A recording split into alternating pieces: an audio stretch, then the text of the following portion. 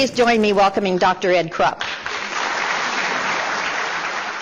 The Maya and other Mesoamericans were not satisfied with counting off the days, 365 at a time, of course, but they also insisted on keeping another count. This one was 260 days long, the so-called Tzolk'in. You see the word up there in the corner. And this was constructed in an entirely different way. It was basically a 260-day sequence of names and numbers and was used for totally different purposes. And they're simultaneously keeping track of the days in both of these calendars. And we have enough documents and enough information to have a good sense of these complexities. And they are, in fact, interesting and respectable.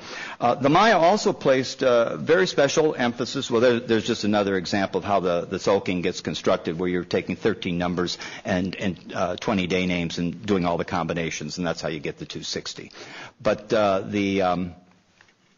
Maya also placed special emphasis on an interval that I mentioned a moment ago, the 7,200-day interval, the so-called Khatun, 20 times 360.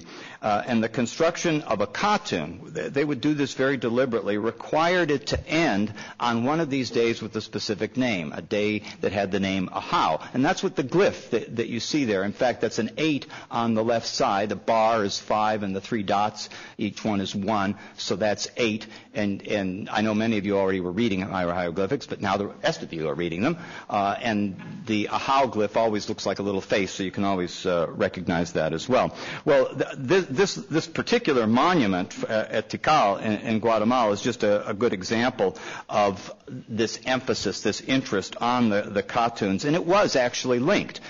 In late times, we know this from around the time of the conquest and shortly after, to a tradition of prophecy, of calendric prophecy. So even though I have disparaging remarks to make about 2012 and Maya prophecy, that doesn't mean that the Maya didn't indulge in prophecy. They did, but it was of a totally different sort and involved totally different intervals of time. For those who care, though, for the Millennium Fatalists, the last Khatun cycle, Adahau, was associated with political conflict and spiritual change. That ended in the year 2000. So I am sure there was political conflict and spiritual change in the year 2000, because there's always political conflict and spiritual change. So in that sense, the prophecy was good. The Maya years were numbered, as I've said, from a date that was endowed with religious and cosmogonical significance, the date of the creation, as I mentioned before.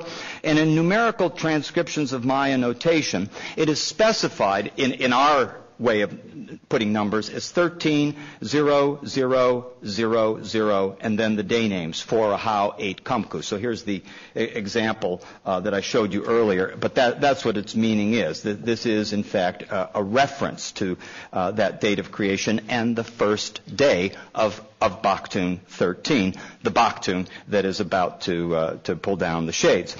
These notations of the year, again, are long count inscriptions, and this is where the Baktun business becomes important. These long count inscriptions bundle the years in multiples of 20, and you can see the different kinds of intervals of time, the Baktun, the Khatun, the Tun, and then the Winals, the 20-day intervals, the Keens, those are just days. So days, 20 times 20, 20 times that, and so on all up the line in these vigesimal multiplications.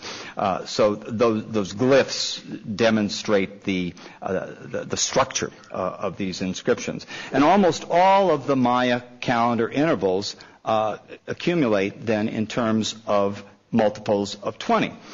So this actually brings about a kind of an interesting question with respect to what we're facing in 2012. If 20 is the key number, then you've got 20 Khatuns equals 1 Baktun, and 20 Baktuns equals 1 Piktun. That's the next great big interval. But what if 13 Baktuns equal if we're counting in 20s? It's not so clear. So my point here is that the Maya calendar mechanics emphasize these multiples of 20. And in a sense, we shouldn't even be paying any attention to the fact that number 13 just finishes, but it is true that there are some inscriptions that seem to add some special importance to the 13 and use it as a reset point, whereas others don't do that at all.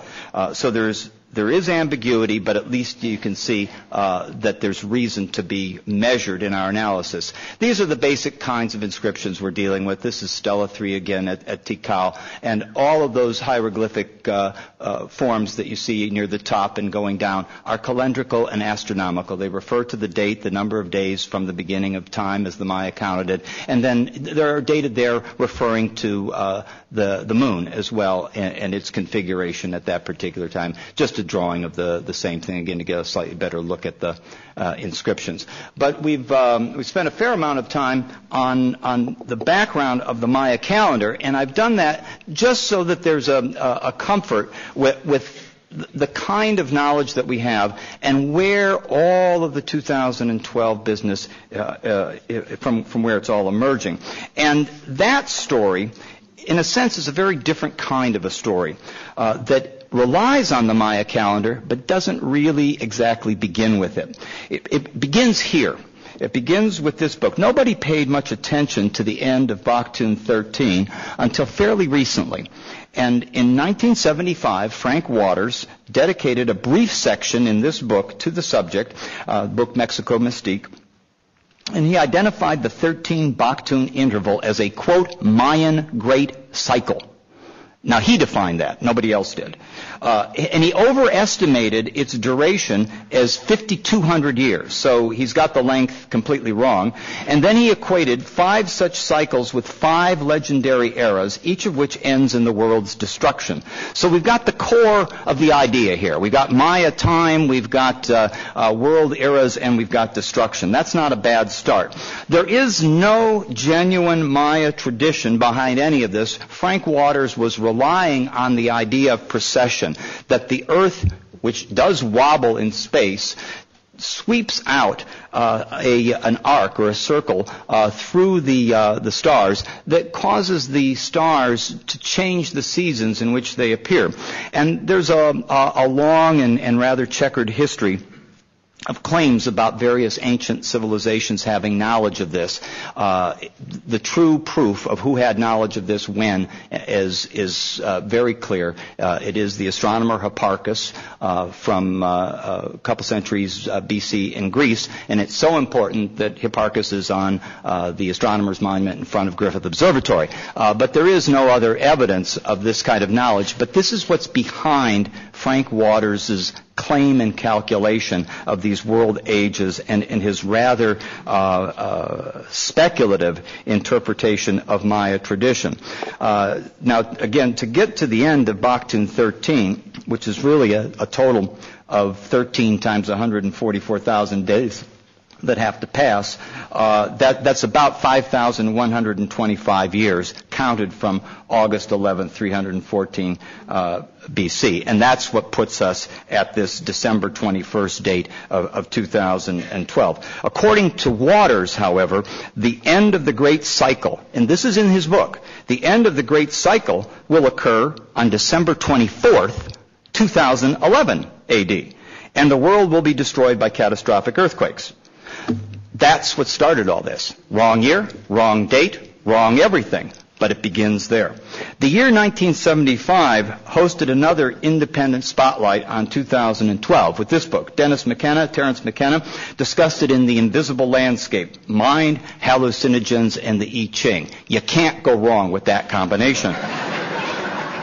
In that book, McKenna at least had the right date for the end of things as we know them, December 21st, 2012. And they correctly mentioned the location of the winter solstice sun. They said it is, quote, in the constellation Sagittarius, only about 3 degrees from the galactic center, which also coincidentally is within 2 degrees of the ecliptic. This sounds very important.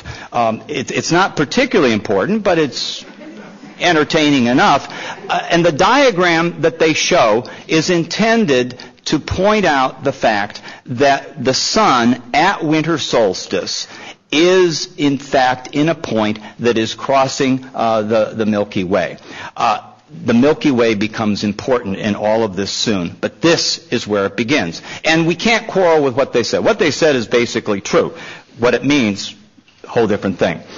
broader interest in 2012 was not really ignited. It just sort of bubbled up and disappeared in these books until 1987, and by then the Maya calendar was the headliner. It was showcased by Jose Arguelles, who identified himself as an artist, poet, and visionary historian. I was with him till the third one. According to the biography on the back of his book, then The Mayan Factor, Path Beyond Technology, Arguelles linked the 13 Baktun period, that is the time that elapsed from 3114 BC to 2012 AD, roughly 5,000 years, with an impalpable beam from the center of the Milky Way galaxy. So the Milky Way has become important now. And according to Arguelles, the Maya knew when we entered this beam and when we would leave it, and they developed their 13 Baktun cycle to mark our passage through it.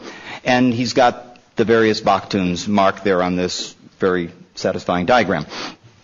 And he asserted that the beam operates, quote, as an invisible or set of invisible galactic life threads, unquote, that link the individual, the planet, the sun, and the center of the galaxy. So this whole thing has taken, with the Mayan factor, a whole new jump, for which there is no other precedent. Arguelles has come up with all of this quite by himself and continues then to develop really remarkable diagrams. So neither Maya tradition nor scientific astronomy supports a belief in this galactic beam. It is instead part of a personal metaphysics that emphasizes, in Arguelles' words, quote, the principle of harmonic resonance. This is all very mystifying and wild, but it gets a lot more Baroque than that. Arguelles imagines the planets, and he includes Pluto, which is always welcome at Griffith Observatory. The planets are, quote, orbiting harmonic gyroscopes that play a role in the coordination of this beam, which then advanced and accelerated the development of anything and everything containing DNA as the Earth moved through the beam. So you get the picture. The Maya thought 3114 was important because there's this strange galactic beam coming from the center of the galaxy, and that's when we entered the beam, and we are going to come out of the beam in 2012 right at the end of 13 Baktuns, and that's why 13 Baktuns is important, and there's going to be a lot of big change because of all this. So the year 2012 then will bring, thanks to the Maya calendar and Jose Arguelles, galactic synchronization. So it's a very rosy apocalypse.